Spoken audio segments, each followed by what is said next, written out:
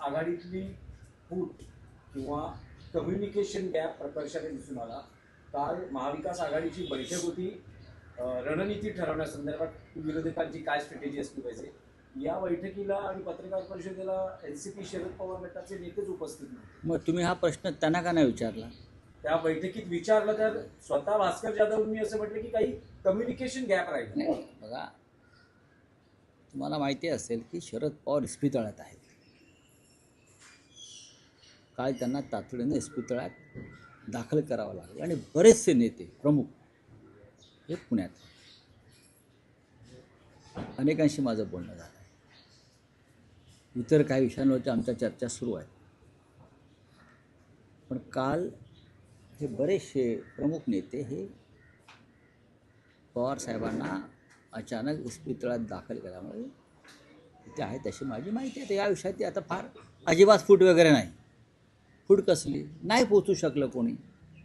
बरेचसे नेते राष्ट्रवादी काँग्रेसचे मुंबईच्या बाहेर वास्तव्याला असलेले आहेत. जयंतराव पाटील असतील, शशिकांतराव शिंदे असतील, हे प्रमुख नेते जे आहेत ते बाहेर. आणि त्यांच्यापेक्षा जे प्रमुख नेते सगळे होते, त्यांच्यापेक्षा प्रमुख ते आता सुनेत्रताई पवारांबरोबर आहेत. पवारसाहेबांबरोबरचे लोक आहेत, पवारसाहेबांबरोबरच आहेत. मला वाटतं आज मुंबईत पोहोचतील ते आणि त्यानंतर आम्ही एकत्र असू.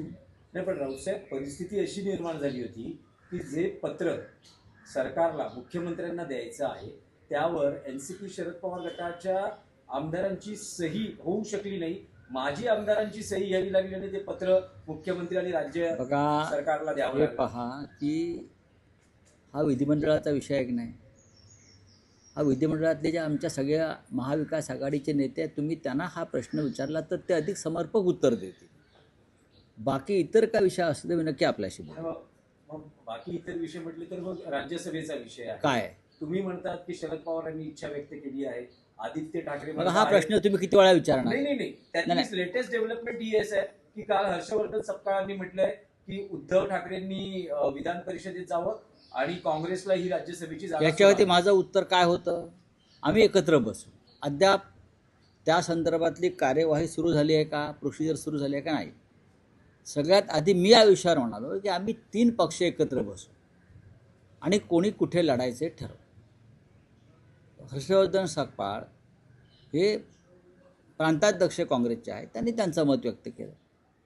माननीय उद्धव साहेबांनी विधिमंडळात परत जावं ही आमच्या सगळ्यांचीच इच्छा आहे आणि ती कायम राहील.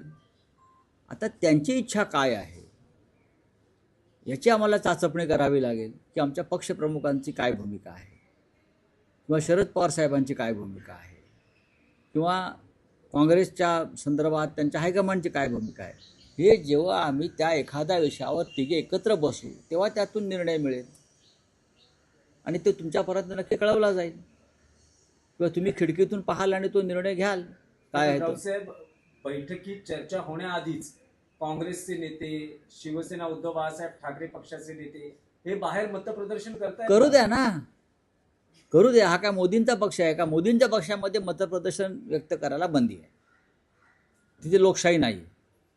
आमच्याकडे 3 स्वतंत्र पक्ष आहेत. महाविकास आघाडीमध्ये लोकशाहीचा मान राखला जातो. प्रत्येकाने आपापलं मत व्यक्त केल्यावर सुद्धा मग नंतर आम्ही एकत्र बसून निर्णय घेतो, तो सगळ्यांना मान्य आहे.